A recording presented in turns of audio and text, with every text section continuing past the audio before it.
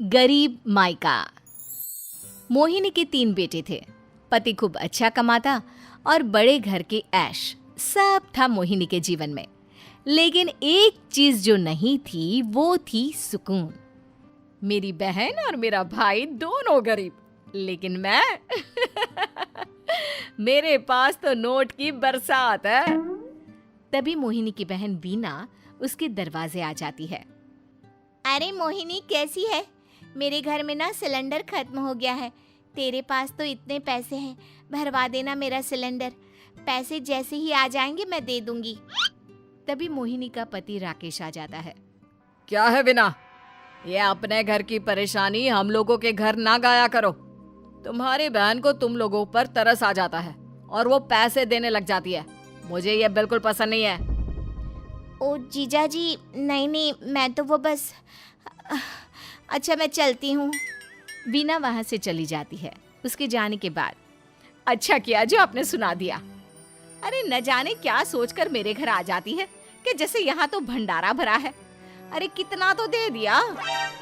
अच्छा जी, जरा 1000 तो देना। वो बिन्नी दीदी है ना, उनके घर जा रही हूँ। उनका पोता हुआ है तो मुंह दिखाई दे दूंगी। हाँ, उन लोगों के आगे तो शो ऑफ किया करो। वो खुद को बड़ा अमीर शो करते हैं ना, दिखा दे कि तू भी किसी से कम नहीं है। हाँ जी, इसी के लिए तो जा रही हूँ। मोहिनी तैयार होकर अपनी बुआ की बेटी के घर जाती है, जहाँ उसके पोते का कार्यक्रम चल रहा होता है। वहाँ वीना भी आई होती है। अरे वीना, क्या जरूरत थी यहाँ आने की? तेरे घर पर गैस नहीं है तो वो भरा लेती। क्या करूँ मोहिनी, बुआ को बुरा लग जाता नहीं जाती तो। वैसे मेरे पास एक जोड़ा बच्चे का कपड़ा रखा था, वही अपनी चांदी के पायल के साथ देने जा रही हूँ। घर पर गैस थी नहीं, सोचा परिवार यहीं खाना खा लेगा, बाकी सुबह का सुबह देखा जाएगा। मोहिनी को बहन पर दया आ जाती है। वो पर्स से 1000 रुपए निकाल कर दे देती है। ले विना, लेकिन पैसे वापस कर देना, तेरे जीजाजी हिसाब लेते हैं। मोहिनी भी क्या करती, गरीबी में बहन का सहारा ही उसके जीवन जीने का आधार था। फिर एक रोज, सुनिए, भाई के घर बेटी हुई है, मुझे माँ के पास जाना होगा। अरे उस घर में ना कूलर है ना एसी, कैसे रहोगी तुम? हाँ, वही सोच रही हूँ कि अकेली जाऊं, बच्चों को साथ ना ले जाऊं। चली जाओ, लेकिन ये जो तुम अपने गरीब परिवार से मिलने चली जाती हो ना, मुझे बिल्कुल अच्छा नहीं लगता। पता नहीं मैं भी कैसे मैनेज करती हूँ, लेकिन क्या करूँ। मोहिनी भाई भाभी के घर आती है। मोहिनी, कैसे आना हुआ? तू यहाँ हम लोगों के घर रह लेगी या फिर किसी होटल में रहेगी? क्या हो गया है माँ? मोहिनी को क्यों ऐसे बोल रहे हैं आप? अरे तू नहीं जानती अपनी ननद को, पैसे वाली है ना, तो ऐड कुछ ज्यादा ही है। मोहिनी को माँ की बात का बुरा नहीं लगता है, क्योंकि उसे पता ही नहीं चलता कि माँ उसे जली कटी सुना रही है। वो भाभी की बच्ची के साथ लेन देन करती है और वहाँ से चली जाती है।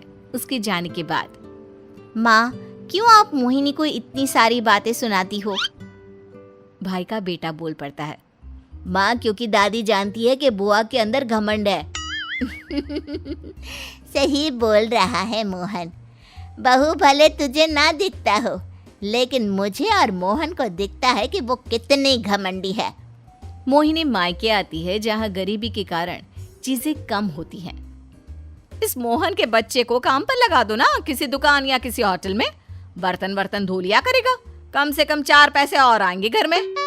देख मोहिनी, माना तेरे पास पैसा है, लेकिन तेरे भाई के दिन इतने भी बुरे नहीं चल रहे कि वो अपने बच्चे की पढ़ाई रुकवाकर उससे बर्तन धुलवाए। मोहन माँ की ओर देखता है, जैसे आंखों से बोल रहा हो, देख लिया बुआ का हाल। हाँ मोहिनी, बात तो सही है, लेकिन अभी मोहन को पढ़ना है। आखिर तुम भी तो अपने दोनों बेटों को पढ़ा रही हो ना।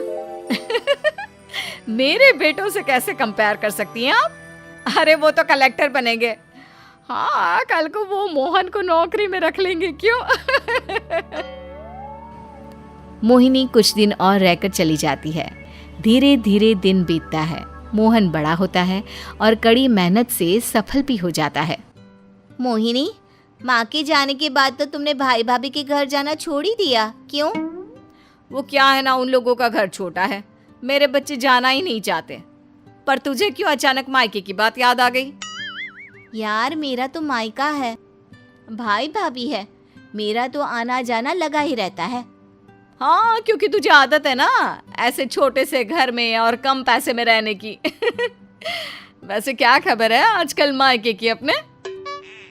अब वो घर छोटा और कम पैसे का नहीं रहा, क्योंकि मोहन तो बहुत बड़ा आदमी बन गया है।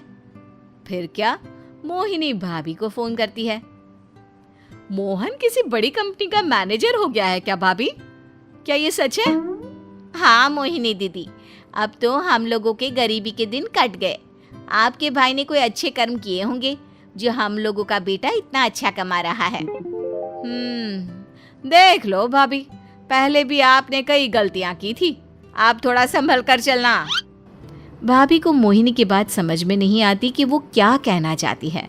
फिर एक दिन वीना मोहिनी से कहती है, मोहिनी, हमारा भतीजा मोहन अच्छा कमा रहा है, क्यों ना मैं अपने बेटे की नौकरी के लिए उससे बात करूं? अरे बुआ का बेटा है, ये सोचकर मदद तो करेगा ना? हाँ हाँ, क्यों नहीं करेगा, उसके बुरे दिन में तो हम भी खड़े थे। मोहन को वीना फोन करती है और अपने बेटे की मदद करने की बात करती है। हाँ हाँ बुआ, क्यों नहीं, आप सिद्धार्थ को भेज दें, मैं अपनी ही कंपनी में उसकी नौकरी करवा देता हूँ। दिन बीतते हैं, अब वीना के हालात भी अच्छे हो जाते हैं। क्या बात है वीना, तूने भी कार ले ली, वो भी इतनी अच्छी? हाँ मोहिनी, अपने भतीजे के कारण तो हम लोगों के दिन अच्छे हो गए। उसने सिद्धार्थ की नौकरी लगवा दी है, वो भी शानदार। ठीक है, लेकिन पैसे ख्याल से खर्च करना। वो क्या है ना, पैसे आने आसान है लेकिन संभालने मुश्किल। मोहिनी घर पर अपने पति से बात करती है। देखो ना, सबके पास पैसे हैं, एक वक्त था जब मैं ही अमीर हुआ करती थी। लगता है कि ज्यादा दिन नहीं रह पाओगी, मेरी नौकरी को कुछ साल ही बचे हैं और तुम्हारे दोनों लड़के निकम्मे हैं। उन लोगों को बोलो ना कि नौकरी करे। तभी वहां मोहिनी के बेटे भी आ जाते हैं। अरे हमें क्या मोहन समझा है, जो दिन रात गधे की तरह काम करते रहे? खैर, दिन फिरते हैं और मोहिनी के पति की नौकरी भी खत्म हो जाती है। मोहिनी क्या करे, थोड़े से पैसे में गुजारा नहीं हो रहा है। तो क्या करे, मेरी समझ में कुछ नहीं आ रहा। मोहन को बोलो ना कि वो इन दोनों के लिए नौकरी देखे, जैसे सिद्धार्थ के लिए नौकरी देखी है। मोहिनी क्या कहती, उसे अपने वो दिन याद आ जाते हैं जब उसने भाभी से मोहन को नौकर बनने की सलाह दी थी। क्या हो गया, क्या सोच रही हो मोहिनी? यही कि वक्त कभी भी किसी का भी पलट सकता है, ऊपर वाले से डर कर रहना चाहिए।